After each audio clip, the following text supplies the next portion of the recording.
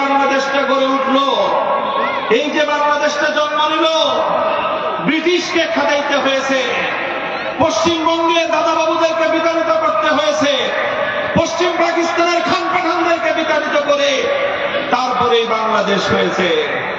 মনে রাখবেন, বাংলাদেশে যদি ইসলাম না থাকে, পশ্চিমবঙ্গ আর পূর্ববঙ্গের মধ্যে কোনো তফাৎ থাকবে না। বাংলাদেশে যদি ইসলাম না থাকে, দিল্লির আধিপত্য বাংলার মাটিতে প্রতিষ্ঠিত হবে, এদেশের মানুষকে দিল্লির গোলামি করতে বাধ্য করা হবে। এই জন্য 24 জুলাই বিপ্লবের সময় বাংলাদেশের দামাল সন্তানেরা লড়াই করেছে আধিপত্যবাদের বিরুদ্ধে।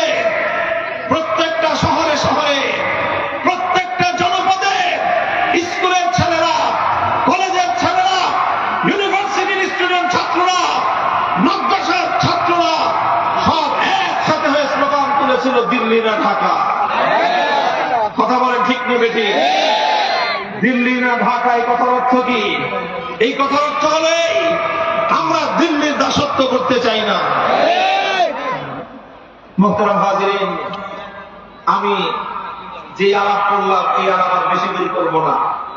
আমি শুধু আপনাদেরকে একটা কথা বোঝানোর চেষ্টা করেছি, সেটা হলো এই, ইসলাম না থাকলে বাংলাদেশ থাকে না, ইসলাম না থাকলে বাংলাদেশের জন্ম হতো না। কাজে হে মুসলমান, আজ আমরা এমন একটা ভৌগোলিক জায়গায় আছি, আমাদের 10 ভাগের 8 ভাগ ঘিরে আছে পার্শ্ববর্তী দিল্লির ভারত, আর এক পাশে আছে সামান্য একটু ওই বৌদ্ধদের মায়ানমার, আর বাকিটা আছে বঙ্গোপসাগর। অর্থাৎ আমাদেরকে এখানে বাঁচতে হবে, নিজেদের শক্তি নিয়ে বাঁচতে হবে। আশপাশ থেকে কেউ আমাদেরকে সাহায্য করতে আসার মতো না। এক পাশে আছে আমাদের শত্রু, যারা আমাদের রোহিঙ্গা ভাইদেরকে, যারা আমাদের সেই আরাকানের মুসলমানদেরকে অত্যাচার করে, জুলুম করে, হত্যা করে, খুন করে, আগুন দিয়ে পুড়িয়ে দিয়ে তাদের দেশ থেকে বিতাড়িত করে দিয়েছে শুধুমাত্র মুসলমান হওয়ার কারণে। অন্য কোনো অপরাধ ছিল না আরাকানের মুসলমানদের।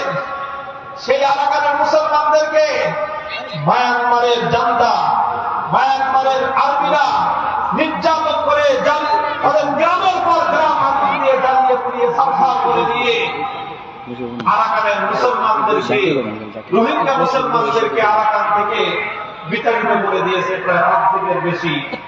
সুতরাং যেখানে আমাদের স্থানীয় মুসলমানরা সেখানে জায়গা পায় না, সেখানে বাংলাদেশের সাহায্য করতে আসবে ওরা।